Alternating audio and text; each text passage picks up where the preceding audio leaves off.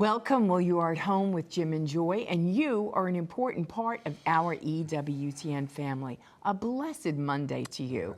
We are so delighted that you have welcomed us into your home.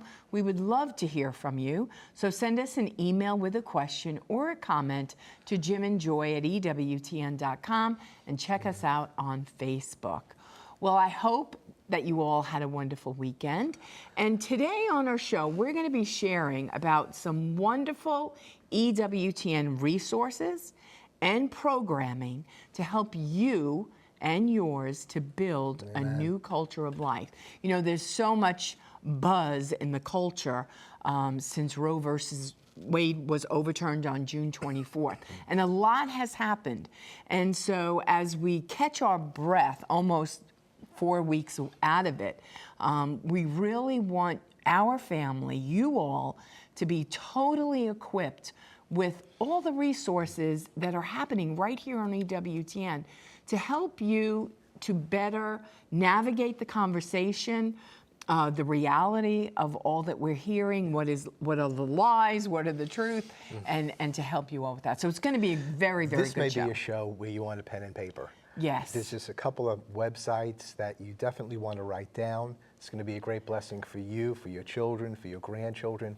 We need to study to show ourselves approved unto God and to be ready to give an answer for the gospel of life, for the hope that is within us. So what about our weekend? We had a very busy weekend. You know, every year, we have 17 grandchildren.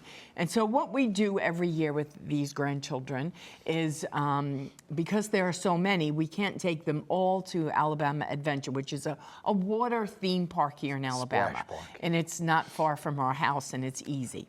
So it turned out to be a weekend event. So you went north, I went east, and we picked up the other children, met their parents halfway. We just had seven. We just had seven. So, because you got to break them down. You can't do the whole 17 of them. And so these were the younger ones. So we call these the littles. Yeah. And one of the littles didn't come because one of the requirements is you have to be potty trained to make this adventure with us. And, you'd be surprised how kids get potty trained they quickly do. if they get on I want to be in that crowd. So anyway, so we went and we picked up the children, had sleepover. You are so helpful with Jim, you make all the meals Sometimes happen. I go, sometimes I don't go to the Splash Adventure thing because I'm usually working on Fridays. And but yeah, so I help pick up. Right. I do the meal. I do the laundry. Right. I don't want to brag on myself, but I do a couple of things. But I couldn't do it without you. And so we had the kids, and they came, and they slept over, and we did all that. Needless to say, we are a little tired this weekend, and then we had to return everybody back on Saturday. Yeah. And it was just a beautiful time with them. They had a great time, wonderful time, and they're just precious. And the cousins getting together, knowing one another better. And it's not just the time at the park. It's their coming, it's their sharing, it's that we get to pray with them 3 or 4 times a day. And we love Every that. meal in the evening. Some of them were having nightmares at their homes. When they came to Nona and Baba's house, they didn't have any nightmares anymore. Not bragging or anything, but and so things happen. And our house is like very mystical to them and wonderful, and don't ever sell this. And they rest, they relax. It's like, and then our kids say, they don't do that at our house at all.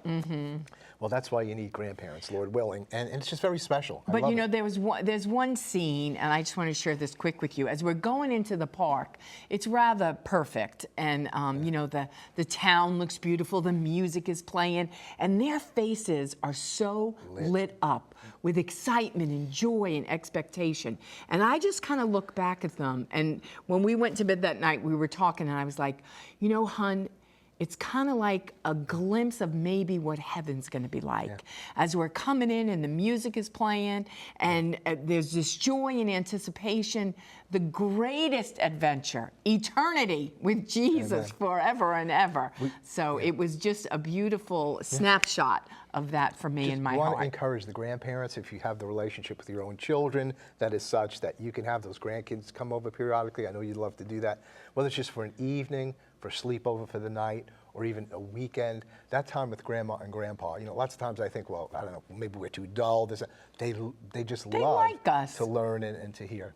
And we do serve them their favorite meals. Absolutely. Today It we're is fun. sharing some EWTN resources and programming to help you and yours to build a new culture of life. 1-800-221-9460. There's plenty more to come. Please don't go away. We'll be right back.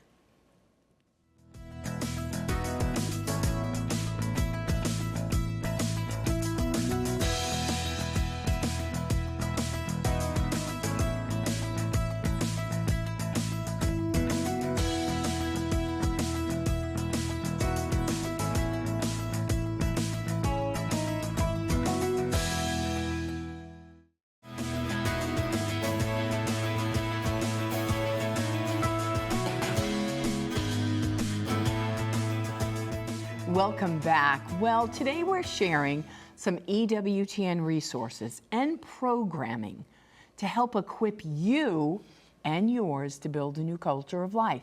You know, now, I think of us even on our journey. You know, we were Christians. We loved Jesus. We were feeding the poor, clothing the naked. We were doing all those wonderful things in our ministry that we had, but we weren't involved in pro-life issues. We just weren't. We weren't. It just wasn't on our radar until one day a brochure came to our house from Keith and Melody Green, and the brochure awakened in us, and God convicted us, and pro-life became paramount, and we got involved. But it was because, I don't know if we were deaf, dumb, and blind. I don't know what our reasoning was. I don't know if we thought it was a political issue. I don't know what it was, but we weren't there. And it wasn't until we saw something that awakened our spirit, and it was our children who saw this brochure and asked us what this was. And we had to explain to our children about this pamphlet. And then our son said to us, "Mama, they're doing abortions in the United States of America?" I said, "Yes, Matthew." Actually, you know, this is hard to say because we have 63 million abortions. Many of us have been directly involved. Nobody's done enough. But they didn't say abortion. They said they're killing babies. They're killing in Birmingham, babies, Mama. and we're not doing anything. And That's what he said to me, and he was 7, and he said to me, "Mama, what are you doing about it?" And I took a deep breath, and I said, "Well, we can write a letter to the president." And now this little boy is seeing us being involved, right? People coming to the door hungry, we feed them. We're very involved in our church parish, but we weren't doing anything. And then I said to you, "What are we doing?" Because you can be a Christian and not be involved in pro-life. You could be Catholic and not be involved in pro-life. And so today we ask you, what are you doing about being pro-life? And I want to tell you that EWTN has more resources than you could ask or imagine. All you need to do is go to EWTN.com/pro-life, and there are pro-life resources for you. Forget about we're going to talk about it, all the programming that EWTN has for you also. Pro-Life Weekly, In Depth, EWTN News In Depth. So we're going to talk about all that. But first thing we want to talk about is the pro-life prayers at EWTN/pro-life. So make sure you've got that link, EWTN.com/pro-life. Want you to go there. I visited numerous times, but I haven't visited it in a while. And I mean, I was overcome, as Joy was just saying, with everything that's there. So please visit that, go there, and there's all these little links that you can touch and it'll bring up for you all the pro-life programming, when they air, what's going on. And so it might be At Home with Jim and Joy is one of those key pro-life programs that we have. We're always speaking about this, bringing you some of the best leaders throughout the country and the world. Pro-Life Weekly, as you said, with Prudence there, and that's on once a week. And boy, they're just on the cutting edge of everything. You know, if you want to be up to date on anything, it's there. There's nothing like that in any media, anywhere. Pro-Life Weekly there. Thank God for EWTN. Then, of course, you have shows like Defending Life, which has been on for years with Janet Moran and the priests there at Priests for Life. Absolutely fantastic, very, very practical. So that's all there. You need to know when does it come on and what time is it on. Just go to EWTN.com/pro-life. And so the first thing you'll see there is Pro-Life Prayers by Father Joseph. Pro-Life Prayers by Father Joseph. So it's a new ebook, and we just got ours. We went on there, we saw Father Joseph, all the different pro-life prayers that he's collected and perhaps is written. You just press that button. I got my ebook, we got our ebook in minutes. And so they're all there. And then what we did was just kind of downloaded that ebook, and I've got this here. Prayers for the Unborn, a pro-life prayer for our president, prayer to end abortion, prayer for those with profound disabilities.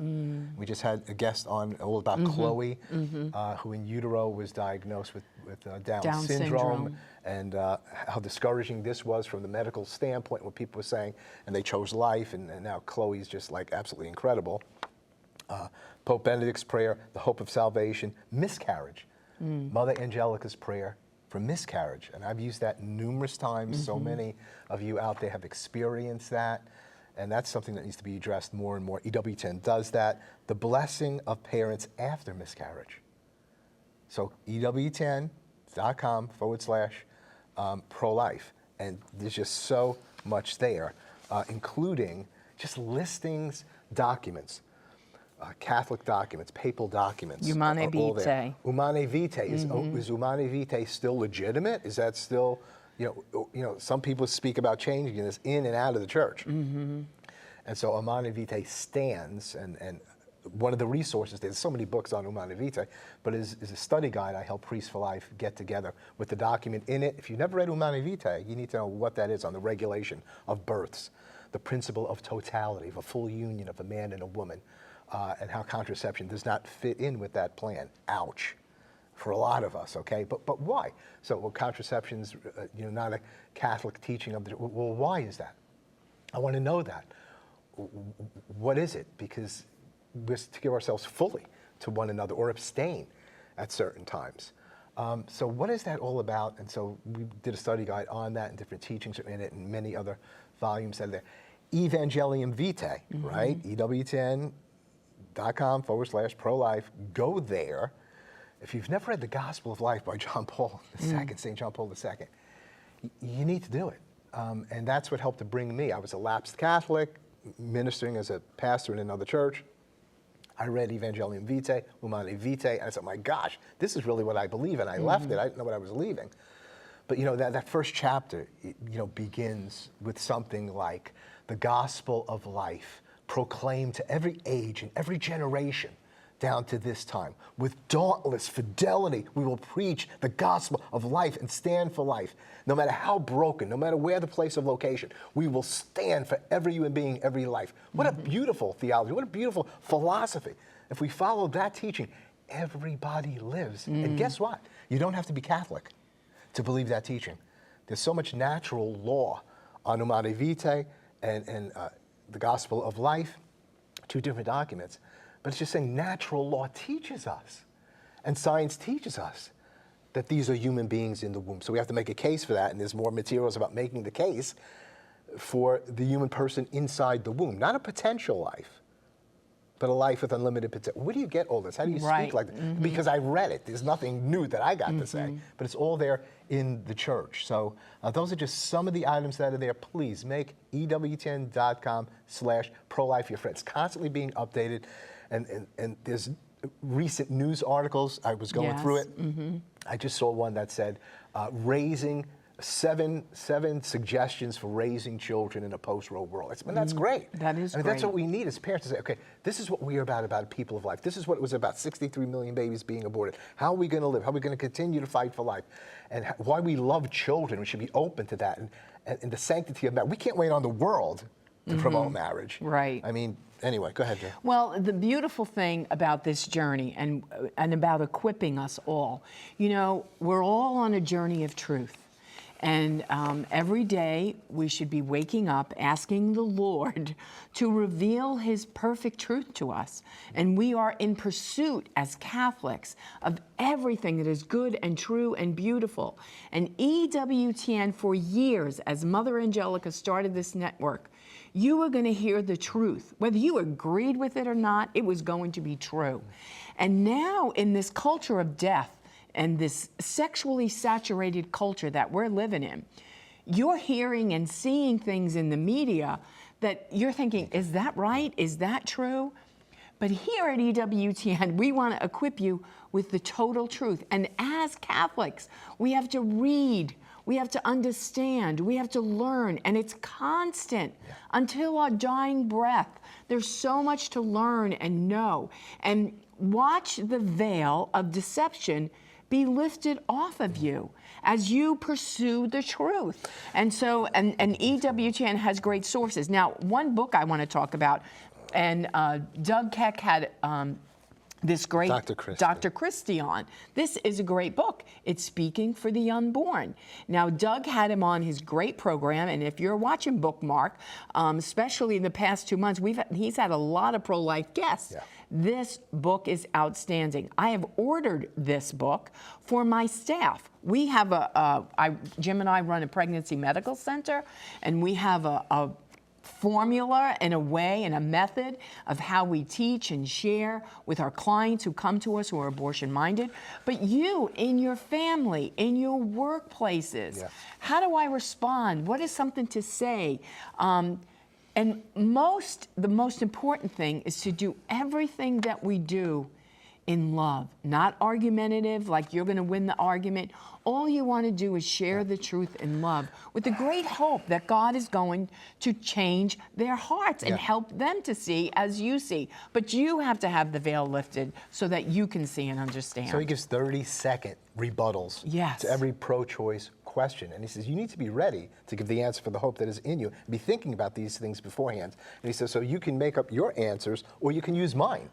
And that's really, really helpful.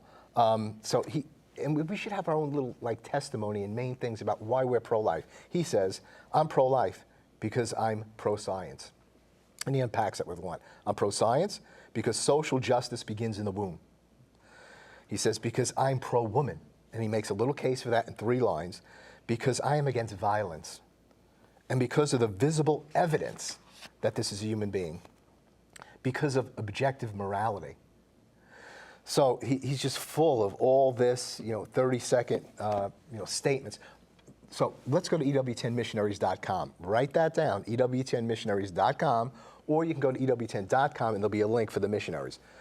Joy and I are both EWTN Media Missionaries. And you're wearing your pin. I'm wearing my pin. You can get a pin like this from EWTN, spread the word. So we're people who not only consume EWTN, but we want to promote EWTN in our parish, our friends, our family, social media. So we send you information and you just upload it so that you're reaching people, especially that EWTN is not reaching. And so we all need to be about this. We want you to join the Media Missionaries, EWTNmissionaries.com. Go right there and you can just click, where it says sign up, register. But we send you, every 3 months materials to share at the parish or to share on the university campus, to share wherever you can share them. And we send beautiful posters. And lately the posters have been on pro-life posters. And also I think you're seeing there a starter packet of our highlights and other things. But there's the latest poster we have, absolutely beautiful. Celebrate the beauty of life. Celebrate the beauty of life. And so we send you one of these, we can get more of them to you. You put them up in your parish hall, Family Life Center, the church, chapel. If you can't put them up there, then you put them wherever you can put them up. College students are putting them up in various places. I see secular facilities that sometimes take our posters. But we have a whole pro-life packet for you if you would join the Media Missionaries today. You can get that. We have a pro-life card. I think they showed that a little bit earlier. Lists all the shows, all the different events that we have. And so that you need to know what's going on. And that's what EWTN wants to do, to equip you to do the work of the ministry regarding the sanctity and dignity of every human being. That pro-life card is absolutely wonderful. But you need to join the Media Missionaries in order to get the posters and the cards and other things. You can join that today. And we have people waiting for you. if you go right online, or you give us a call, 205-795-5771, 205-795-5771. And so you can call, you can join us today. There's so many other things, Joy. Well, I want to Yeah, talk go about, ahead. you can You go got to a minute. EWTNRC.com. They have pro-life t-shirts. Yeah. They have the pro-life rosary. I mean, so you can be equipped. You can be informed. You can be empowered with the truth Yeah. and in love, so that when this culture of death comes in on you and you feel like it's a tsunami, you need to be able to say, I have truth, I have life, I have hope, Amen. and share it with those who need to And hear there's, the there's truth. nothing new in this battle. These poor people on the other side, such for some of us, they have to defend death and killing. We promote something beautiful. We celebrate, promote, proclaim, defend life. Even though we're sinners, we may have been engaged in the culture of death. That's part of our testimony too. That we can be compassionate, we can understand people. But some of those people who we're going to reach on the pro-choice side, they will convert, and they will become some of the most eloquent spokespersons on behalf of the gospel of life. We'll be right back. Plenty more to come. Don't go away.